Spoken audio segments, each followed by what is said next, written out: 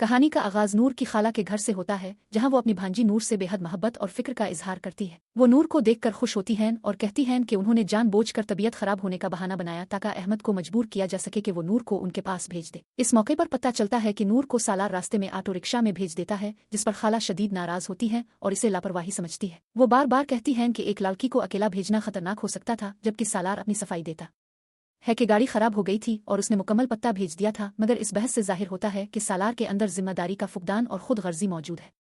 इसी घर में नूर की माँ और बहनों का रवैया भी सामने आता है, जहां वो घर के कामों से कतराती हैं और मामूली बातों पर बहस करती हैं। माँ की कमजोरी और बाप के सामने बेबसी भी वाज़ेह होती है, जिसकी वजह से नूर को हमेशा नजरअंदाज किया जाता है। नूर खामोशी से सब कुछ सह लेती है और शिकायत नहीं करती। इसकी यही आदत इसे सबसे अलग और मजलूम बना देती है।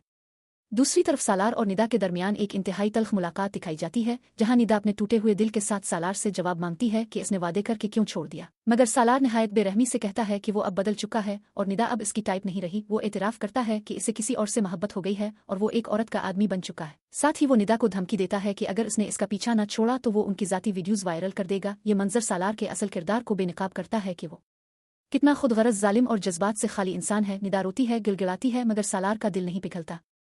उधर नूर अपनी खाला से दिल की बातें करती है और बताती है कि इसके साथ रिश्ता देखने आए लोग इसे देखे बगैर वापस चले गए, क्योंकि इसकी सौतेली माँ साजिदा ने इसे किचन में लगा दिया था। नूर कहती है कि इसे इस बात का कोई दुख नहीं, क्योंकि वो बस चाहती है कि सब खुश रहें। मगर खाला इस नाइंसाफी पर गुस्सा करती है और कहती है कि नूर के साथ ज्यादती हो रही है। नूर फिर भी सबको खुश रखने की कोशिश करती है और अपने दुख को छुपा लेती है। ये मंजर नूर की कुर्बानी, सब्र और मजबूत किरदार को जाहिर करता है।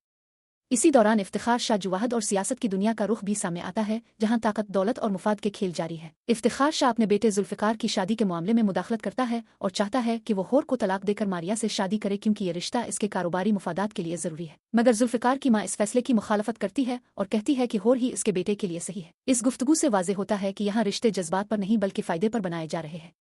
बाद में मारिया और होर के दरमियान तल्ख झगड़ा दिखाया जाता है, जहां मारिया होर को नीचा दुखाने की कोशिश करती है और कहती है कि जुल्फिकार अब इसका नहीं रहा। मगर जुल्फिकार होर का साथ देता है और मारिया को साफ अल्फाज में बताता है कि वो अपनी बीवी से मोहब्बत करता है। यह मंजर होर के लिए वक्ती सुकून लाता है, मगर आने वाले खतरात की भी निशानदेही करता है। घर के अंदर सालार का तकब्बुर भी नुमाया होता है, जब वो नौकरानी शकीला पर चीखता है और नूर को बावर कराता है कि इसे नौकरों की तरह काम नहीं करना चाहिए, क्योंकि वो एक मुअज़्ज़ज़ खानदान से है। मगर उसके लहजे में गुरूर और तबकाती फ़र्क साफ झलकता है। वो कहता है कि इसे मिडिल क्लास औरतें पसंद नहीं बल्कि आज़ाद ख्याल लड़कियां अच्छी लगती है। ये बात नूर के दिल को तकलीफ देती है, मगर वो खामोश रहती है।